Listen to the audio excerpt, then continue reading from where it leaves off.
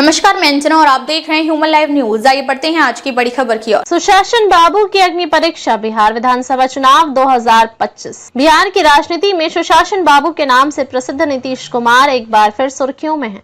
बिहार विधानसभा चुनाव 2025 का शंखनाद हो चुका है और अब ये देखना दिलचस्प होगा कि क्या नीतीश कुमार एक बार फिर सत्ता में वापसी करेंगे या कोई नया चेहरा बिहार की बागडोर संभालेगा। नीतीश कुमार राजनीति के सुशासन पुरुष।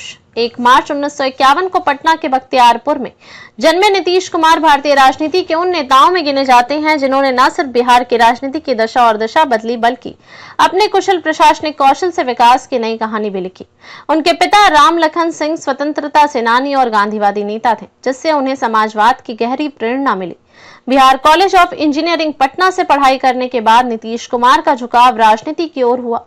जयप्रकाश नारायण के 1974 के आंदोलन में भाग लेकर उन्होंने खुद को जनता के नेता के रूप में स्थापित किया। राम मनोहर लोहिया, वीपी सिंह और कर्पूरी ठाकुर जैसे दिग्गजों की छत्रछाया में राजनीति का ककहरा सीखने वाले नीतीश कुमार ने समाजवादी मूल्यों को अपनाते हुए बिहार में राजनीति का नया अध्याय लिखा। राजनीतिक सफर संघर्ष से सुशासन तक। 1985 में निर्दलीय उम्मीदवार के रूप में पहली बार बिहार विधानसभा पहुंचे नीतीश कुमार को 1987 में युवा लोक दल का अध्यक्ष बनाया गया। 1989 में जनता दल के महासचिव बनने के साथ ही उनका कद राष्ट्रीय राजनीति में बढ़ता गया। लगातार 1989 से 2004 तक बाढ़ लोकसभा सीट से सांसद चुने जाने वाले नीतीश कुमार ने रेल मंत्री के रूप में भी शानदार कार्य किए। उनके कार्यकाल में भारतीय रेलवे ने कई ऐतिहासिक सुधार देखे, जिससे वे जनता के चहेते बन गए। बिहार की राजनीति में नीतीश कुमार ने 2000 में पहली बार मुख्यमंत्री पद की शपथ ली, लेकिन संख्या बल के अभाव में सरकार ज्यादा दिन नहीं चल पाई। 2005 में उन्होंने धमाकेदार वापसी की और बिहार में विकास की नई इबादत लिखनी शुरू की। शिक्षा, सड़क, बिजली, महिलाओं को सशक्त बनाने और शराबबंदी जैसे कई ऐतिहासिक फैसले लेकर उन्होंने बिहार को सुशासन की राह पर आगे बढ़ाया। यही कारण है कि जनता उन्हें सुशासन बाबू के नाम से जानती है। बिहार चुनाव 2025, क्या जनता फिर देगी जनादेश? बिहार विधानसभा चुनाव 2025 में नीतीश कुमार के सामने कई बड़ी चुनौतियां हैं। उनकी सरकार के खिलाफ सत्ता विरोधी लहर, युवाओं में बेरोजगारी को लेकर नाराजगी और गठबंधन की सियासी उठापटक इस चुनाव को और भी रोचक बना रही है।